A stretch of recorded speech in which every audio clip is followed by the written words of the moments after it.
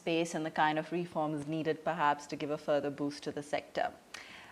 Okay, let's move on to hotels, and we actually have Sanjay Sethi, MD and CEO Chalet Hotels, joining us this morning. Mr. Sethi, good to have you with us. Let's dive right in. Now, we know that the road to recovery is long and challenging when it comes to the hospitality space. Talk to us a little bit about, the kind of strategies you've implemented to mitigate the impact of the lockdown, how they've been working out for you, and perhaps where we stand currently. Firstly, on the show, I hope all of you are well. Look, we are now in the 6th month of this pandemic here back in India, and clearly lots has been done. I won't dwell too much on the early part of the cycle where we largely focus on the health and well-being of our employees and our guests, and also ensuring that the cash flow situation was under control. I think since then, what we've been able to do is 2 or 3 things. One, try and capture as much of the special purpose group business that's available in the market. And I think we've been blessed by the fact that we've been able to capture the lion's share of that in every micro market that we're present in. As a result, our hotels have come out as leaders in those markets. That's one. Second was a very strong look at our cost structures. And on that front, while Chalet has historically been very efficient, I think we saw a large room for further correction, especially in this environment with the business being low. Just to give you an overview, for example, I think our operating costs were brought down by 66%. A large percentage of them were fixed costs. And the variable costs obviously were quite low. We also worked with the government departments to reduce costs, whether they were your contract demand charges from the electricity department, whether they were excise fees, all of that was, we worked with them. Some of it has been done, some of it we await. And then we work with the brand partners. They have certain costs that they charge us. On that front, we've had significant relief from Marriott's and Accor to bring down our costs further. But that's all about cost. I think what we need to focus on now is the revival part of the business, and that's where we spend most of the last 2.5 months at. And that includes looking at the new revenue streams under the new normal scenario. On that front, I think F&B has been a focus area for us, and I think we've done extremely well over there. And we set up now a system which will ensure that the F&B part our experience on food and beverage is now available to our guests in the city seamlessly at their homes itself. The other area I think that we've been able to have a lot of success is in the small wedding business.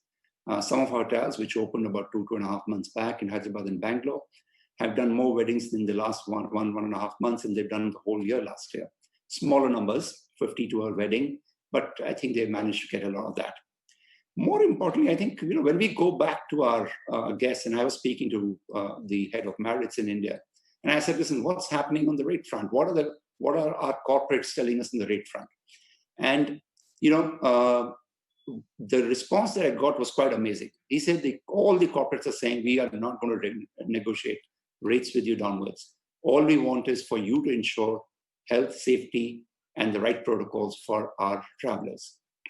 In fact, they've gone ahead and said, give us end-to-end solutions, right from the airport to the hotel and back to the airport, seamless by the hotel itself, which actually allows us to increase our revenues in some way or the other. We haven't seen pickup happening on the corporate travel side too much. A little bit here and there. We're getting some project-based business in some of our hotels in some of the cities, which is encouraging. The challenge is that in Mumbai, there's a cap of 33%. One of our hotels has been at 33% occupancy for the last 1 month. So we are not able to increase that. And as and when Mumbai, we get a chance to increase that cap, I think there's enough business to be taken.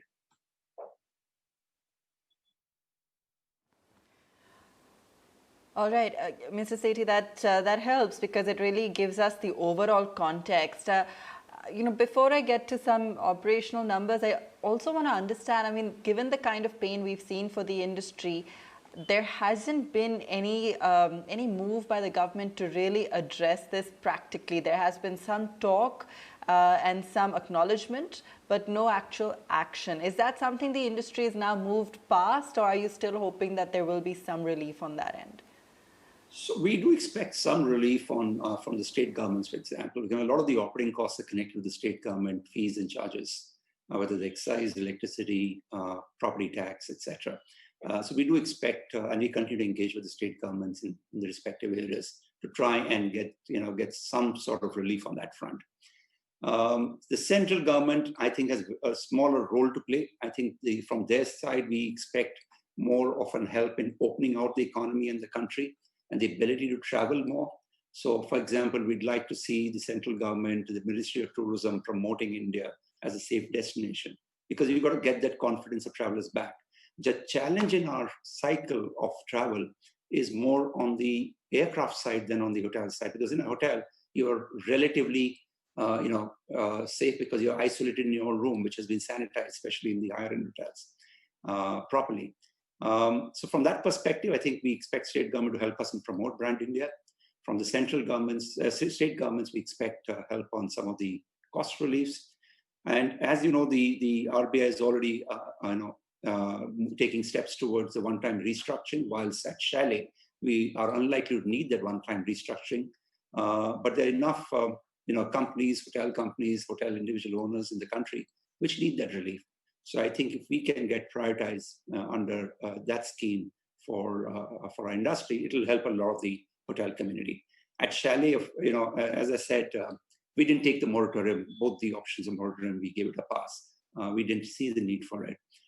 From the one-time restructuring, once we look at the finer print as it comes out, given that we have a pretty steady revenue stream coming out of our office assets, in addition to doing comparatively well on the hospitality side, that combined together gives us enough comfort to get the sense that we may not need this one-time restructuring.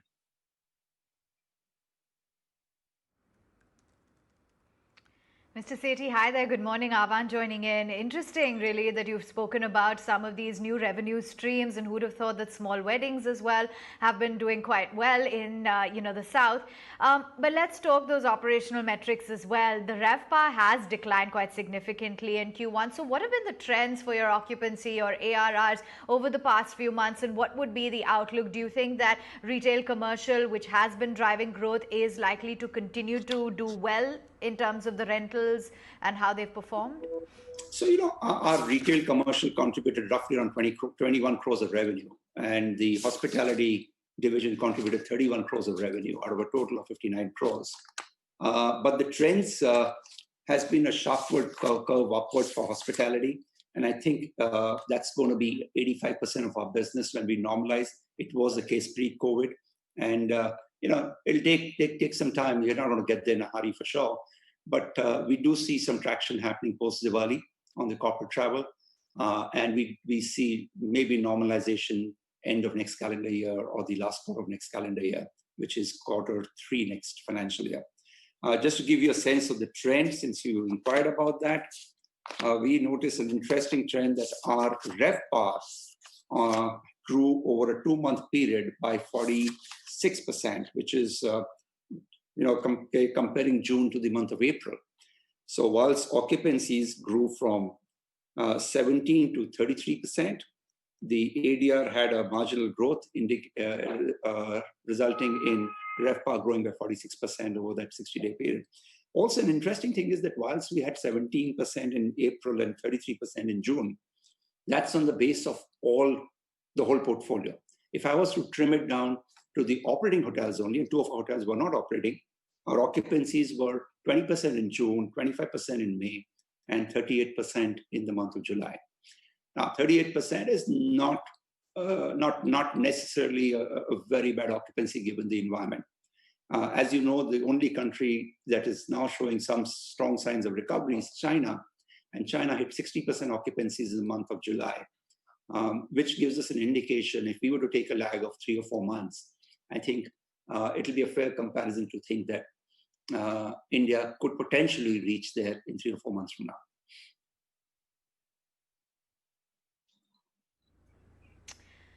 Mr. Sethi, would have loved to chat with you much longer, but I'm afraid we're completely out of